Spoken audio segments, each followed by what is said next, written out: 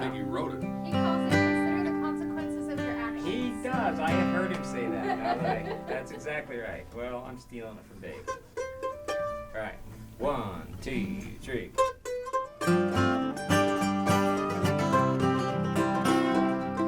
Well, I'm Mark Vosberg. I'm here from Missoula. Today I'm helping out the Bluegrass Association by teaching a harmony workshop. And I've been doing it at all of the winter jams, just as my contribution to help the association. After all this pain and sorrow, darn it, think of what you've done. I go all over the country and I play with folks, and it's great, but it's amazing how many people don't have something like this going on. So we're incredibly lucky. It's been great to have Rubies, and really hope this keeps rolling into the future. If you don't like the sound of your voice, keep singing, keep recording, and keep tweaking it until you sound like what you want to sound like. Don't just go, oh, yuck, it sounds terrible. I can't do it. Yeah, don't. So you kind of have to fight. You have to fight through it. And it's hard because, yeah, I think it is kind of a universal thing. As you grow older, folks, it gets tough and tough to learn this stuff. Are we getting pulled off the harmony? Are we getting pulled onto the melody? There's really only two ways that I know of that you're gonna know that. Someone in a jam is gonna give you the evil eye.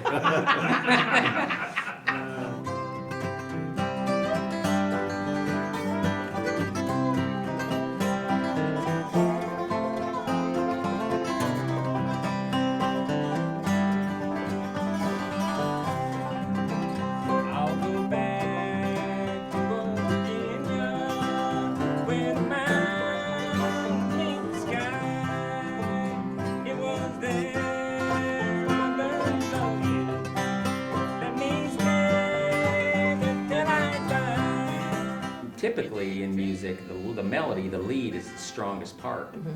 Well, Bill Monroe, when he was singing tenor, there was nobody gonna out-sing Bill. So people hear those songs and they're hearing on the choruses those tenors. Darn it, think of what you've done.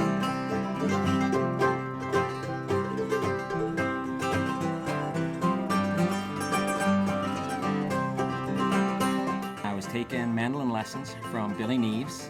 Everybody in the bluegrass world knows Billy, and he recommended that I come down to the jam as a way to start playing out with people, getting it out of the woodshed, getting it out of the closet. So I came to the Rubies Jam and started meeting folks.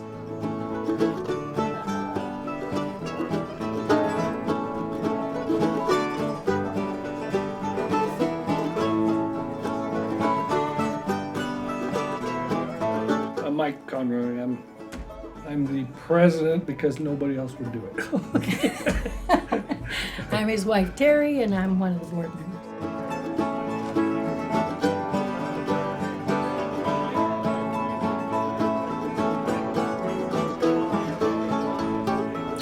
Oh, we live in Connor. That way. 70 miles south of here. So yeah. Well, we used to come down and because we're cheap Bitterrooters, come down and then just go home. Yeah, but it's a long ways after dark. And then they were so good about, giving you a little better deal here without, wow, you can stay and play music all night long. We were really thrilled when we got the opportunity to come to Ruby's because we'd done a lot of searching for different places because it takes a lot to work for us. You need a place you can have your food, you need different jam groups, It's hard to find different jam rooms. That's yeah. tough. And so this was awesome when we got to come here. And they loved bluegrass, and then Lou, of course, he'd come through and he just kind of knew everybody and loved it. So I think it all started when Phyllis moved here, and then we got to know shortly thereafter, Lou yeah. and Ruby, and we started the jams here. Yeah.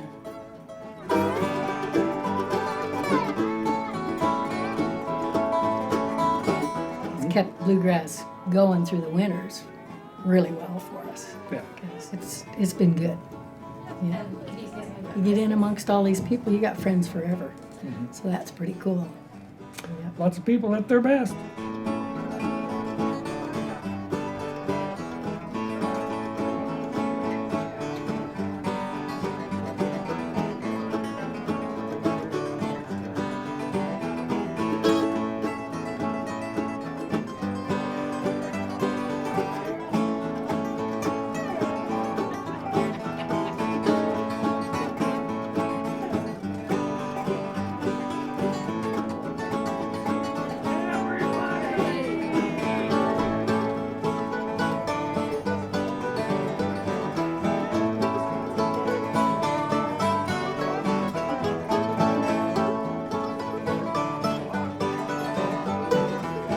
You know, a lot of us see each other around a jam circle.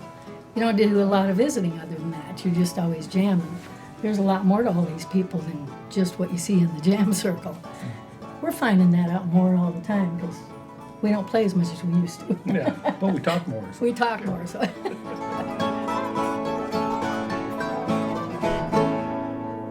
Very nice. Thank you. Thank you. Don't forget to wash for supper now. I'm Ron Snyder. And I'm Dick Darn. Yep. So we've been playing music together for, what, Long time. 15 years? Since 2000. 2000. 19 years now. 19 years. You don't even have to bring your own lawn chair to this one. That's right. Yep. There's always, They supply the chairs. You looked at him. You looked at me. I wondered who you were talking to. It's always so nice here. I mean, if you're hungry, you always got something to eat. Yep. You shouldn't have said that. I am hungry now. Well, there's cookies. It's your favorite That's right. food. I'll have another cookie. Today I brought an Irish whiskey cake with coffee and pistachios. It was good. I brought coleslaw tonight for potluck because it was quick and easy. I've been fairly busy the last few days, but anybody can bring anything. I brought homemade bread last time, had a little more time. But generally, people bring salads and crock pots and breads and lots of pies and cakes and goodies to share, cookies for the night. And my heart was filled with ease. I knew that you would marry me. Yeah, I gotta learn these. You know, I think we did it a little higher, too. Maybe. I can't. We either did it in B flat or B. I can't remember. What are you gonna do in need?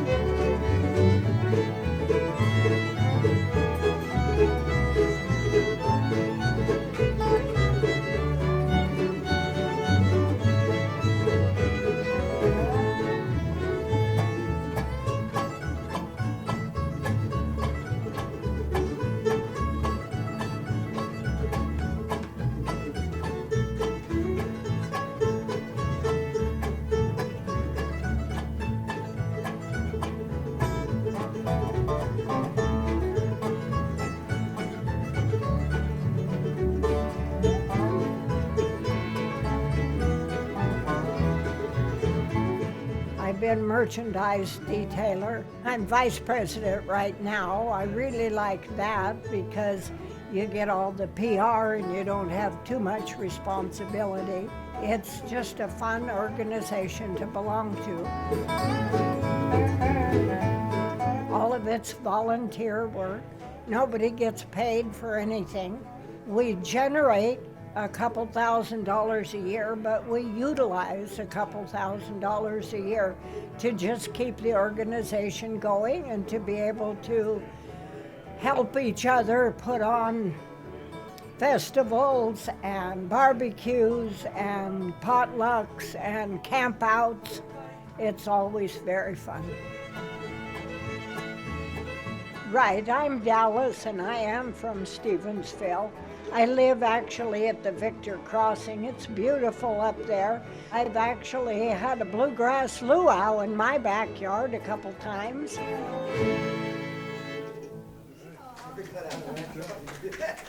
My name is Larry Huber. This is kind of my second time back in Missoula. I was here in the 2000s for a while. My wife and I used to play together. She got diagnosed with cancer in 2008 and died in 2013 and left a really nice D28 guitar behind. So I thought, well, you know, what am I going to do with it? Wasn't going to sell it. Neither of my kids wanted it, so I thought, I'm going to have to start learning to play it. So I learned a few chords and kind of went from there. And what was really nice about coming to the jams was learning to play with other people. It's one thing to sit in your basement and learn things that way, which is fine, but it's a whole other thing to play with other people, and that's what being here at Ruby's really helped me a lot. And it's just been great. I loved it.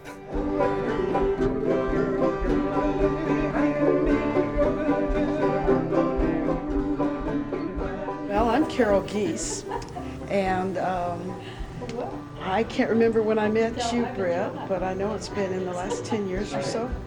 But, well, about 11 years ago, I lost my husband, and a lot of us, as we're getting older, we are losing our family, losing some people, and we need new families. Well, I traveled up. Somebody told me to look up the Montana Rockies Bluegrass Association. I found a new family up here.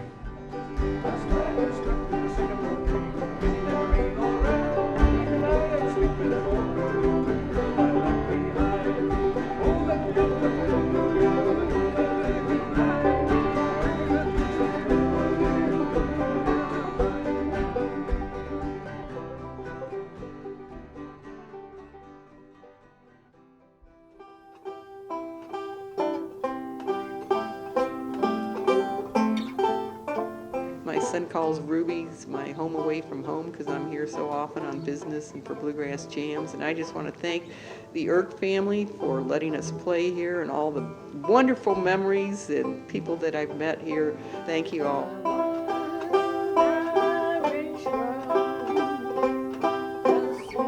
My name's Kate McMahon, and I am the newsletter editor for Montana Rockies Bluegrass Association.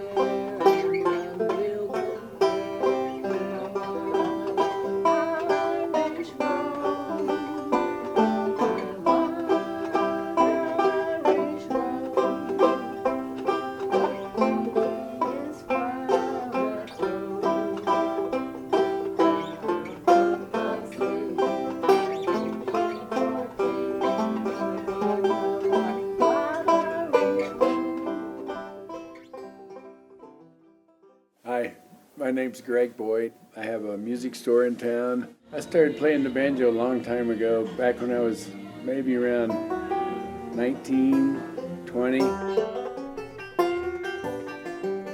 When the Bluegrass Association got going and Ruby's just embraced it and became a home for it, it meant that it wasn't gonna just disappear so easy.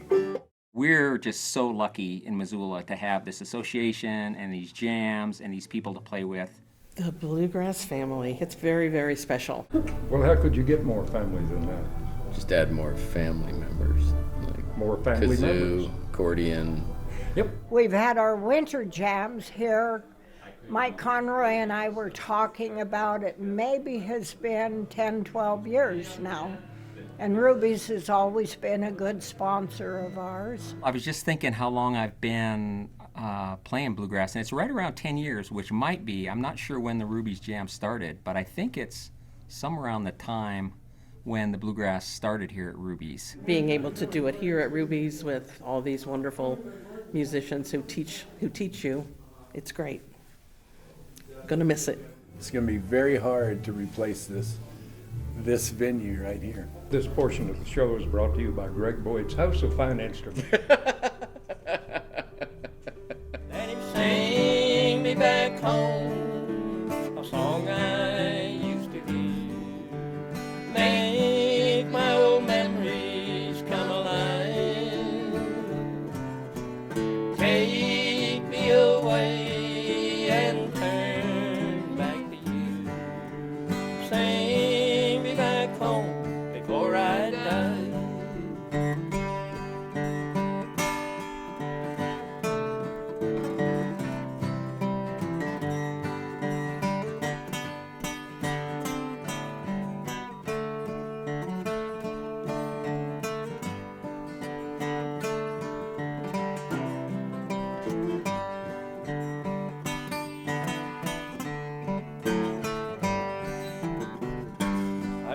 on that too. Recall that. My name is Ann, and I'm the Secretary-Treasurer of the Montana Rockies Bluegrass Association. And I'm kind of a newbie here. I've only been coming for 4 or 5 years, but it's just an amazing place. Just the jams here and the people, the staff, just it's a wonderful place, and we're gonna miss it. We're gonna really miss it. Will you sing it once before I move along? Won't you sing me back home a song I used to hear?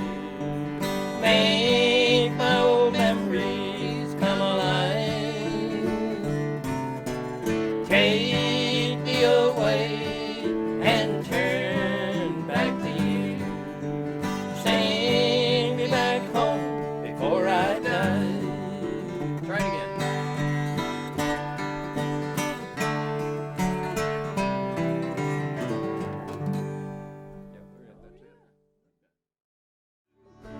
Well, in through the open window, she hands Charlie a sandwich as the train comes rolling through.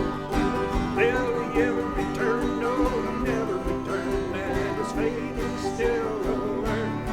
He may ride forever through the streets of Boston. He's a man who will never return. People from out of town that were even traveling a lot further, so you get an opportunity to play with them.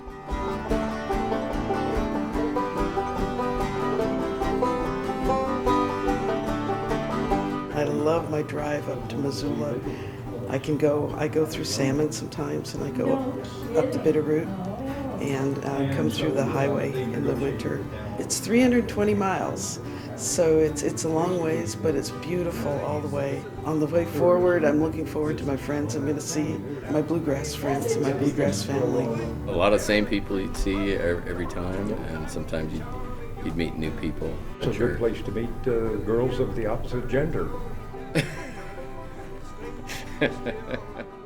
Growing old with my banjo. The streets of Boston, he's a man who will never return. Yeah, he's a man who will never return. I always like to read. Playing with you guys. Yeah. You still ride your bicycle? What's that? Still riding your bike? Oh, yeah. Nice. When I can. Good. A miner leaving his home for his work. He heard his little child scream on the side of the little one's bed. Oh, Daddy, I've had such a dream. Daddy, don't go to the mine today. So I think it was Mike Conroy that said, "Won't you guys get together?" Oh, that's right, it was Mike. So we did. You know, I went up to his house, and we took an old tape recorder and I threw a few songs on it. And he worked at the hatchery and he'd play it. And you know, that was the year you had the best fish of all, because they were The listening happy to that jumpy music. fish. Yeah. So he learned off the tape, and a couple of weeks later we did our first show. We've been rolling in the dough. That was the first. Fame and fortune. That was the first MRBA fundraiser. It you know, was. that The they Victor have in session. Victor, Stevensville, wherever they have it. I dreamed the mines were all blazing with fire, and the miners all fought for their lives. Then the scene changed and the mouth of the mine was covered with sweethearts and wives. Daddy, don't go to the mine today, for dreams have so often come true. Daddy, oh Daddy, please don't go away. I never could live without you. So that was part of the association's agenda, you know, and as well as these jams here to get people together, play some music and socialize, Make new friends. hang out, Yep, hang out.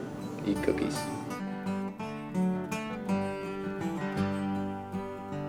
Go down to the village and tell all your friends, as sure as bright sun does shine, something's going to happen there today. Oh, Daddy, don't go to the mine.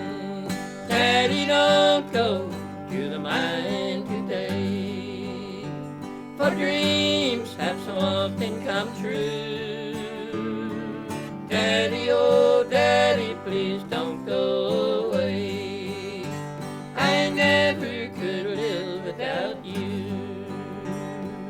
Daddy, don't go to the mine today.